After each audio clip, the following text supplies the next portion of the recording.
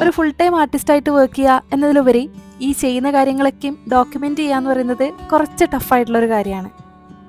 ഒരു full time ക്രിയേറ്ററായി ഈ art കോർണറിൽ ദിവസം വന്നിരിക്കുക എന്ന് പറയുന്നത് അതിന് കുറച്ചധികം പ്ലാനിങ്ങും ഒത്തിരി കുഞ്ഞു കുഞ്ഞു റൊട്ടീൻസും വേണം. Hello, once again welcome back. It's me Vini here. ഞാനൊരു ഫുൾ ടൈം ആർട്ടിസ്റ്റായിട്ട് വർക്ക് ചെയ്യുകയാണ്. ആസ് ആൻ ആർട്ടിസ്റ്റ് എൻ്റെ ഒരു ക്രിയേറ്റീവ് ഡേ എങ്ങനെയാണെന്നുള്ളതാണ് ഈ ഒരു വീഡിയോയിൽ ഞാൻ ഡോക്യുമെൻ്റ് ചെയ്യാൻ ശ്രമിച്ചിട്ടുള്ളത്. രാവിലത്തെ എൻ്റെ ഒരു സ്ഥിരം റൊട്ടീനാണ് ഒരു 7:30 ഒക്കെ ആകുമ്പോൾ വർക്ക് സ്റ്റാർട്ട് ചെയ്യുക എന്നുള്ളത്. അതിപ്പോൾ ഒരു ഹാബിറ്റായിട്ട് തന്നെ മാറിയിരിക്കുകയാണ് എന്ന് പറയുന്നതാണ് സത്യം. ഞാനിപ്പോൾ ഈ വെയർ ചെയ്തിട്ടുള്ള ബെൽറ്റ് എന്ന് പറയുന്നത് ഇത് ബാക്ക് സപ്പോർട്ടിന് വേണ്ടി ഞാൻ യൂസ് ചെയ്യുന്നതാണ്. ഒരേ പൊസിഷനിൽ അങ്ങനെ ഇരുന്ന് വർക്ക് ചെയ്തിട്ട് ബാക്കിൽ നല്ല പെയിൻ വരാൻ തുടങ്ങി, നെക്കിൻ്റെ ബാക്ക് സൈഡിലായിട്ട്. അപ്പോൾ ഞാൻ അതിനായിട്ട് ഈ ഒരു ബെൽറ്റ് വെയർ ചെയ്തിട്ടാണ് വർക്ക് ചെയ്യുക മിക്ക സമയത്തും. ഇന്നൊരു പുതിയ എക്സ്പെരിമെൻ്റ് ആണ് ചെയ്തുകൊണ്ടിരിക്കുന്നത്. കസ്റ്റമർ ഓർഡേഴ്സ് കുറവായ സമയത്ത് ഞാൻ ഇങ്ങനത്തെ എന്തെങ്കിലും പുതിയ പരീക്ഷണങ്ങൾ ചെയ്തു നോക്കാറുണ്ട്. ഇത് വറി സ്റ്റോൺ എന്ന് പറയുന്നൊരു കോൺസെപ്റ്റാണ്. അതിൽ എൻ്റേതായ പുതിയ പരീക്ഷണങ്ങളാണ് ചെയ്തു നോക്കുന്നുള്ളത്. കുറച്ച് നേരം കഴിഞ്ഞപ്പോൾ റിലേറ്റീവ്സ് വന്നിട്ടുണ്ടായിരുന്നു. ഇതുപോലുള്ള സമയങ്ങളിൽ കാര്യമായിട്ട് പണിയൊന്നും ചെയ്യാൻ പറ്റാറില്ല. എനിക്ക് വരക്കാനും ക്രാഫ്റ്റ് ചെയ്യാനും ഇഷ്ടമുള്ള പോലെ തന്നെ സ്റ്റിച്ചിങ്ങും ഡ്രസ്സ് ഓരോന്ന് പുതിയതായിട്ട് ഡിസൈൻ ചെയ്യാനൊക്കെ ഭയങ്കര ഇഷ്ടമാണ്. അപ്പോൾ അതിൻ്റെ ഭാഗമായിട്ട് വാങ്ങിയതാണ് ഈ ഒരു സ്റ്റിച്ചിങ് മെഷീൻ. ഈ സ്റ്റിച്ചിങ് മെഷീൻ എൻ്റെ കയ്യിലുണ്ടെന്ന് അറിഞ്ഞുകൊണ്ട് തന്നെയാണ് കസിൻ സിസ്റ്റർ അവളുടെ ഡ്രസ്സ് ഒന്ന് ഷേപ്പ് ചെയ്യണമെന്ന് പറഞ്ഞിട്ട് എടുത്തിട്ട് വന്നിട്ടുണ്ടായിരുന്നത്. മുന്നൊക്കെ ഞാൻ സ്റ്റിച്ചിങ് കുറേ ചെയ്യുമായിരുന്നു. സ്റ്റിച്ചിങ് ചെയ്യുന്നതെന്ന് പറഞ്ഞെങ്കിൽ പുതിയ പുതിയ ഡിസൈൻസൊക്കെ പഠിച്ചെടുത്തിട്ട് അത് പരീക്ഷിച്ച് നോക്കുക എന്നുള്ളതാണ് എൻ്റെ ആദ്യത്തെ വിനോദം എന്ന് പറയുന്നത്. അപ്പോൾ പുതിയ പുതിയ ഡിസൈൻസ് ചെയ്യുമ്പം അതിൻ്റെതൊക്കെ വീഡിയോസും ഞാൻ ചെയ്തിട്ടുണ്ടായിരുന്നു. ഇതിൽ എനിക്കെന്താ പ്രശ്നം എന്ന് വെച്ചെങ്കിൽ എൻ്റെ അളവിൽ എനിക്ക് തയ്ക്കാൻ അറിയാം, പക്ഷെ വേറൊരാളുടെ അളവിൽ എനിക്ക് കസ്റ്റമൈസ് ചെയ്ത് കൊടുക്കാൻ അറിയില്ല. അപ്പോൾ അതുകൊണ്ട് ആ പണി അങ്ങനെ സീരിയസ് ആക്കി കണ്ടില്ല, അത് സൈഡാക്കി. അതിന് ശേഷമാണ് ഞാൻ ക്ലേ ആർട്ട് കണ്ടിന്യൂസ് ആയിട്ട് പ്രാക്ടീസ് ചെയ്ത് തുടങ്ങിയത്. അതിൽ കസ്റ്റമർ ഓർഡേഴ്സൊക്കെ എടുത്ത് തുടങ്ങിയത്. ഇതൊരു ഹോബി എന്നുള്ള രീതിയിലല്ലാണ്ട് ഒരു ഇൻകം ജനറേറ്റ് ചെയ്യാനുള്ള ഒരു ഓപ്ഷനായിട്ട് ഞാനതിനെ കണ്ടിട്ടില്ല. അതുകൊണ്ട് തന്നെയാണ് സ്റ്റിച്ചിങ് സൈഡായതും ആർട്ട് ആൻഡ് ക്രാഫ്റ്റ് കൂടുതലും ഞാൻ ഫോക്കസ് ചെയ്യാൻ തുടങ്ങിയതും.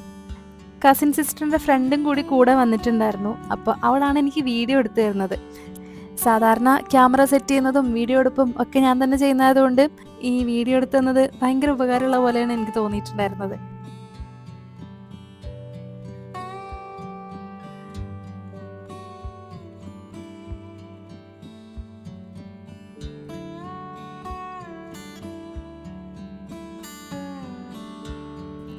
ഡ്രസ്സ് ഷേപ്പാക്കുന്ന കൂടാണ്ട് മുടി മുറിക്കാന്നുള്ള ഉദ്ദേശം കൂടി ആൾക്കുണ്ടായിരുന്നു. കഴിഞ്ഞ പ്രാവശ്യം വന്നപ്പോഴും ആൾക്ക് ഹെയർ ഞാൻ കട്ട് ചെയ്ത് കൊടുത്തിട്ടുണ്ടായിരുന്നു. ഇവിടുത്തെ വെള്ളത്തിൽ കുളിച്ചിട്ട് മുടി നല്ലോണം പോകുന്നുണ്ട് എന്നുള്ളതാണ് ആളുടെ വിഷമം. എൻ്റെ ഹെയർ ഞാൻ കഴിഞ്ഞ പ്രാവശ്യം കട്ട് ചെയ്ത് കൊളാക്കിയതൊക്കെ പറഞ്ഞുകൊണ്ടാണ് ഞാൻ ആളുടെ മുടി വെട്ടിക്കൊടുക്കുന്നത്. എന്തായാലും കുഴപ്പമില്ലാത്ത രീതിയിലൊക്കെ കട്ട് ചെയ്തെടുക്കാൻ പറ്റിയിട്ടുണ്ടായിരുന്നു.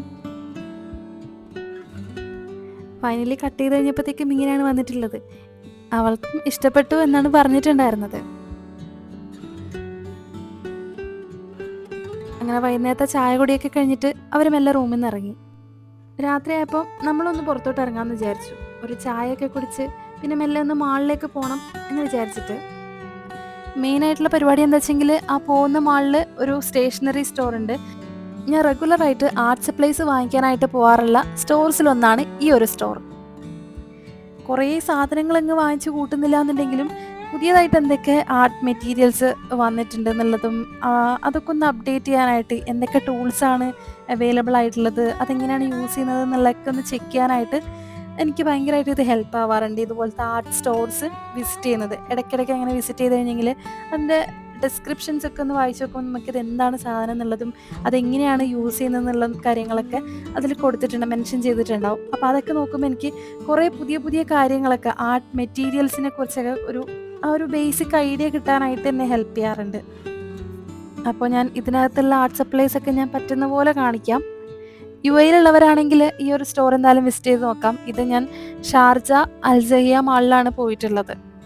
എനിക്ക് നാട്ടിൽ നിന്ന് ആർട്ട് സപ്ലൈസ് വാങ്ങിക്കുന്നതും ഇവിടുന്ന് വാങ്ങിക്കുന്നതും തമ്മിൽ ഡിഫറൻസ് മനസ്സിലായത് നാട്ടിൽ കുറച്ചും കൂടി ചീപ്പായിട്ട് നമുക്ക് നല്ല ആർട്ട് സപ്ലൈസ് വാങ്ങിക്കാൻ കിട്ടും. പക്ഷേ ഇവിടെ പൊതുവേ ആർട്ട് സപ്ലൈസിനൊക്കെ പ്രൈസ് കുറച്ച് കൂടുതലാണ് കമ്പാരിറ്റീവ്ലി. ഞാൻ എൻ്റെ ഒരു എക്സ്പീരിയൻസിൽ പറയുന്നതാണ്.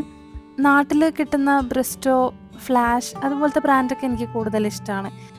അപ്പോൾ ഞാൻ ചെയ്യാറെന്താ വെച്ചെങ്കിൽ, നാട്ടിൽ പോകുന്ന സമയത്ത് കുറച്ച് കൂടുതൽ ക്വാണ്ടിറ്റി ഓർഡർ ചെയ്തിട്ട് അത് തിരിച്ചു വരുമ്പം എടുത്തിട്ട് വരാറാണ് പതിവ്. എന്ന് വെച്ചിട്ട് ഇവിടുന്ന് ആർട്ട് സപ്ലൈസ് വാങ്ങിക്കാതിരിക്കാറില്ല. ഇപ്പം എനിക്ക് കസ്റ്റമർ ഓർഡേഴ്സ് കൂടുതൽ വരുന്നത് കൊണ്ട് ഞാൻ ആർട്ട് സപ്ലൈസിൽ കുറച്ചും കൂടി പ്രൈസ് ഇൻവെസ്റ്റ് ചെയ്യാറുണ്ട്. ഞാൻ കുറച്ചും കൂടി ക്വാളിറ്റി നോക്കിയിട്ട് മെറ്റീരിയൽസ് പർച്ചേസ് ചെയ്യാറുണ്ട്. അവിടെ ഇങ്ങനെ കറങ്ങി നടന്നു കഴിയുമ്പോഴത്തേക്കും സമയം പോയത് അറിഞ്ഞില്ല. കുറേ ലേറ്റ് ആയിട്ടുണ്ടായിരുന്നു. നമ്മൾ പിന്നെ നേരെ ഫുഡ് കഴിക്കാനാണ് പോയത്.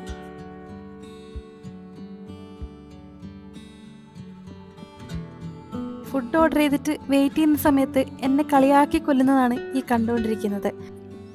അതുകൊണ്ട് തന്നെയാണ് വോയിസ് മ്യൂട്ട് ചെയ്തതും.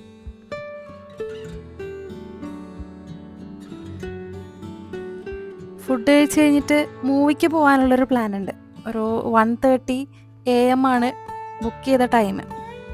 നമ്മൾ ഈ ഫുഡ് കഴിക്കാൻ കയറിയിട്ടുള്ളത് സ്ഥിരം വരുന്നൊരു റെസ്റ്റോറൻറ്റ് തന്നെയായിരുന്നു. ഇപ്പോഴത്തെ ഫുഡ് ഭയങ്കര ടേസ്റ്റാണ്. നമ്മൾ നെയ്ച്ചോറും ബീഫ് റോസ്റ്റും പിന്നെ കോട്ടയം ചിക്കൻ കറി എന്നായിരുന്നു എൻ്റെ പേര്, അങ്ങനെയാണ് എനിക്ക് എൻ്റെ ഓർമ്മ. പിന്നെ അപ്പം പറഞ്ഞിട്ടുണ്ടായിരുന്നു, പൊറോട്ട പറഞ്ഞിട്ടുണ്ടായിരുന്നു. അങ്ങനെ വെട്ടി വിഴുങ്ങിയതിന് ശേഷം നമ്മൾ നേരെ മൂവിക്ക് പോയി. ദൃശ്യം 3 ആയിരുന്നു നമ്മൾ കാണാൻ പോയിട്ടുണ്ടായിരുന്ന മൂവി. ദുബായ് മാളിലായിരുന്നു ടിക്കറ്റ് ബുക്ക് ചെയ്തിട്ടുണ്ടായിരുന്നത്. കൃത്യം 1:30 ആയിക്കഴിഞ്ഞാൽ അവർ ഉള്ളിലോട്ട് കയറ്റി വിടുന്നുണ്ടായിരുന്നുള്ളൂ. ലേറ്റ് നൈറ്റ് ഷോ ആയതുകൊണ്ട് വലിയ തിരക്കൊന്നും ഉണ്ടായിരുന്നില്ല തിയേറ്ററിൽ. നമ്മളകത്ത് കയറിയപ്പോഴായാലും കാര്യമായിട്ടുള്ള തിരക്കൊന്നും ഉണ്ടായിരുന്നില്ല. വ്ളോഗ് ചെയ്യാനുള്ള പ്ലാൻ ഉണ്ടായിരുന്നതുകൊണ്ട് തിയേറ്ററിനകത്ത് കയറുന്നതിന് മുന്നേ തന്നെ ഞാൻ കുറച്ച് വീഡിയോസും ഫോട്ടോസൊക്കെ എടുത്തു വെച്ചിട്ടുണ്ടായിരുന്നു. അങ്ങനെ നമ്മൾ മൂവി കണ്ടിറങ്ങി. കുറേ നെഗറ്റീവ് റിവ്യൂസൊക്കെ വന്നിട്ടുണ്ടായിരുന്നെങ്കിലും എനിക്ക് പേഴ്സണലി മൂവി ഭയങ്കരമായിട്ട് ഇഷ്ടപ്പെട്ടിട്ടുണ്ടായിരുന്നു. അപ്പോൾ ഇത്രയൊക്കെയാണ് ഇന്നത്തെ വിശേഷങ്ങൾ. മറ്റൊരു വീഡിയോ ആയിട്ട് വീണ്ടും കാണാം.